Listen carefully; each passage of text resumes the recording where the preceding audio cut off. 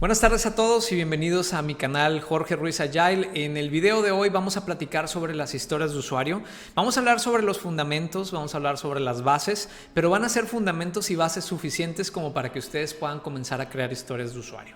De hecho, comenzando aquí les muestro, tenemos dos recuadros naranjas. Eso va a representar una historia de usuario. Y mi primera recomendación es que en lugar de trabajar con algo digital, comiencen a trabajar con algo manual. De hecho, por aquí tengo una tarjetita. Esta tarjeta blanca representa, ahora sí que es con las tarjetas con las que podemos comenzar a crear historias de usuario. Yo sugiero que trabajen con esas tarjetas blancas. Hay una un poquito más grande que esta que pueden utilizar y aquí pueden comenzar a crear ahora sí que todas estas historias para poder tener su product backlog. Y bueno, comenzando aquí, vamos a ver la estructura, y la primera parte de la estructura que quiero mostrarles es justamente el nombre. Ponerle un nombre a la historia de usuario. Es muy común ver que no se le pone nombre a la historia de usuario y luego la gente se pierde y no sabe qué historia de usuario o con qué historia de usuario están trabajando. Necesitan poner un título, algo que deje claro de qué se trata la historia de usuario. Y la recomendación aquí más importante es que comiencen con verbos. ¿Sale? Después del nombre, muy sencillito, vamos a comenzar a ver aquí la descripción de la historia de usuario. La descripción también es una descripción muy común que van a ver bastante en internet y básicamente comienza así. Primero es el como rol, y el rol específicamente estamos hablando de la persona que va a fungir aquí, que va a desempeñarse en esta historia, porque vamos a crear una historia. Entonces aquí tenemos que empezar a poner el rol. Como empleado, como cajero, como automovilista, establecer ese rol y dejarlo bien claro. Un error muy común es que la gente pone como usuario. Esto muy comúnmente ocurre en las historias de usuario, utilizan mucho la palabra usuario, pero aquí vamos a ser muy claros, vamos a establecer quién va a ser ese rol que va a formar parte de esta historia en particular. Después del rol, tenemos que establecer el puedo. Como empleado, puedo. Y en el puedo va la acción. Entonces tenemos que establecer una acción en particular aquí en la historia de usuario. Entonces, como empleado, puedo escanear los artículos de mis clientes, por decir algo, ¿no? La acción contundente para concluir con un para. El para es de los aspectos más importantes en esta descripción, en esta parte de la estructura de la historia, porque nos especifica cuál es el valor de la acción. ¿Sí? Entonces tenemos una justificación, ¿no? Como empleado puedo escanear los artículos de mis clientes para poder realizar el cobro. Entonces ahí nos habla de un para poder realizar el cobro. Otra recomendación aquí interesante es que hagan un doble para. ¿Y para qué realizo el cobro? A lo mejor es para agilizar la fila, para generar más ventas. Siempre buscar hacer un doble para encontrar realmente cuál es el valor de esa historia de usuario. Esta es la parte básica, es la parte de la descripción inicial de la historia y no la deben de olvidar, y yo recomiendo mucho que la hagan en esta forma: como rol, puedo, acción, para, en 3 líneas por separado, para dejar como muy clara esa estructura. Una vez que establecemos esta estructura, tenemos que trabajar con la comprobación.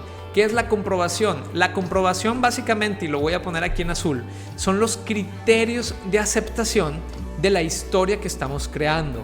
Entonces tenemos que establecer literal criterios que nos van a decir si esta historia que está arriba, que acabamos de construir, se hizo o no se hizo. ¿Se construyó el software en función a esta historia que tenemos aquí? ¿Sí o no?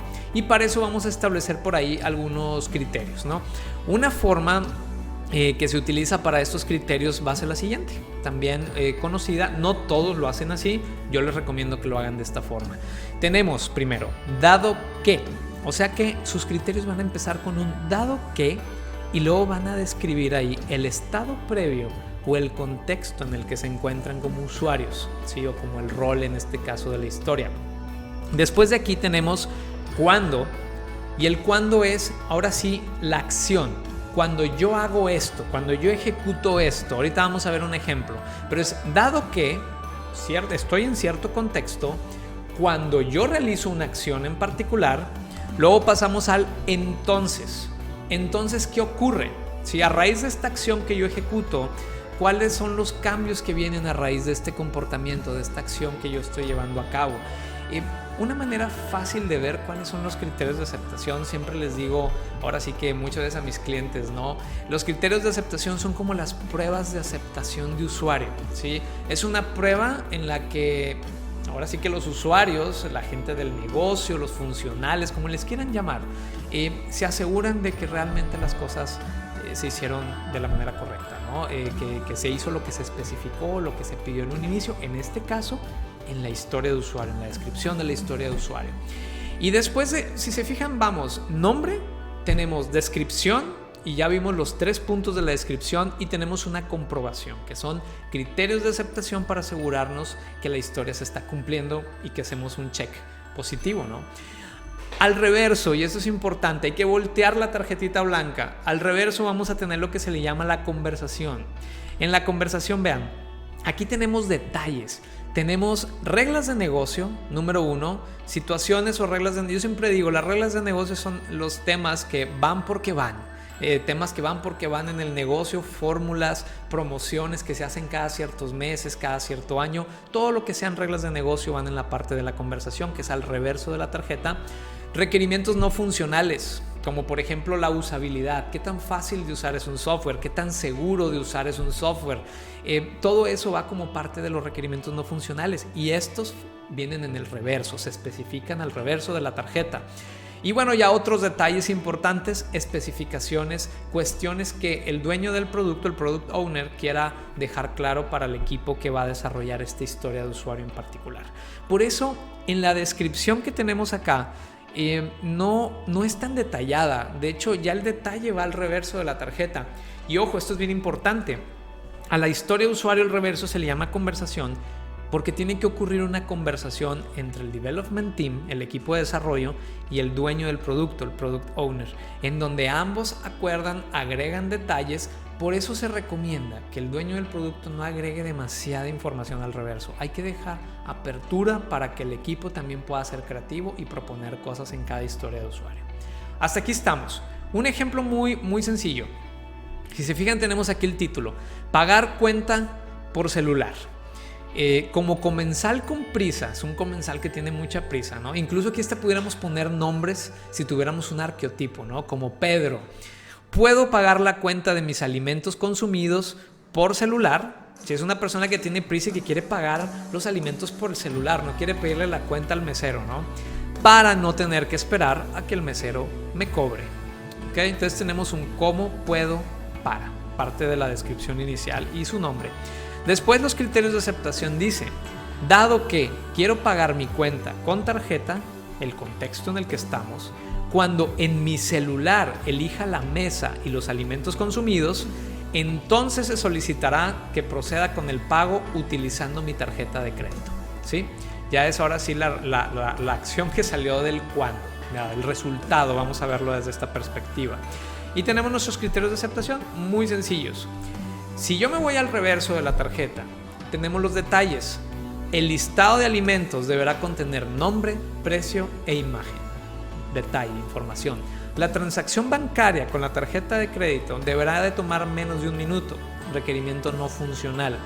Y previo a realizar la venta, se procede a una validación de alimentos por número de mesa, ¿no? Ven el número de mesa y ellos validan que se hayan seleccionado los alimentos que realmente consumieron. Son detalles que vienen como parte de este reverso. Acuérdense que hay que dejarlos a alto nivel para poder tener una conversación con el development team y poder agregar más información a estas historias de usuario. Si se fijan, muy sencillo. Es un ejemplo muy sencillito de una historia de usuario, pero yo creo que muy contundente para que ustedes puedan tomarlo como base y crear sus propias historias de usuario. Ahora, recomendaciones rápidas, importantes antes de terminar el video. Tenemos especificar claramente el rol. Ojo, y no solo establecerlo como usuario. Acuérdense, como rol, como empleado, como cajero. No establezcan como usuario puedo hacer esto, ¿ok? Eso es bien importante.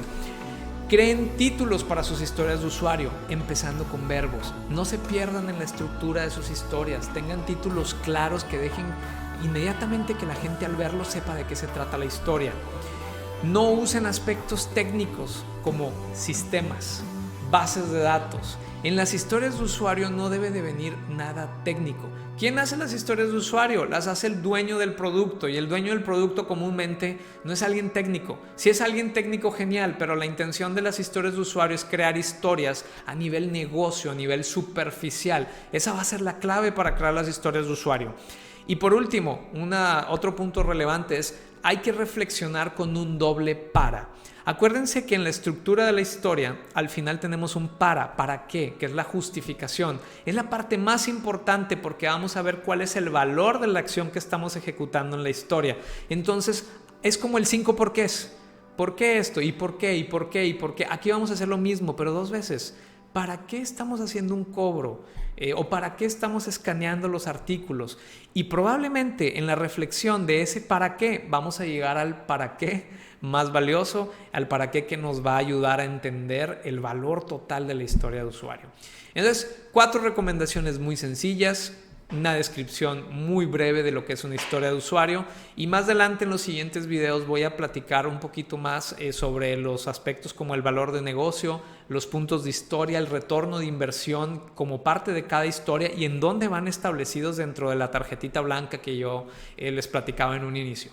Y pues bueno, espero que les haya gustado el video. Les voy a compartir por último nada más una recomendación de lectura. El libro se llama User Stories Apply, es de Mike Cohn. Esta es la portada del libro. Les recomiendo que lo lean. Viene mucha información, vienen muchos ejemplos de historias de usuario que les pueden ser de bastante utilidad para que lo tomen en consideración. Y pues bueno, nuevamente espero les haya gustado el video y estamos pendientes de nuevos videos, nuevas series y nuevos temas relacionados con todo el mundo de la agilidad. Saludos.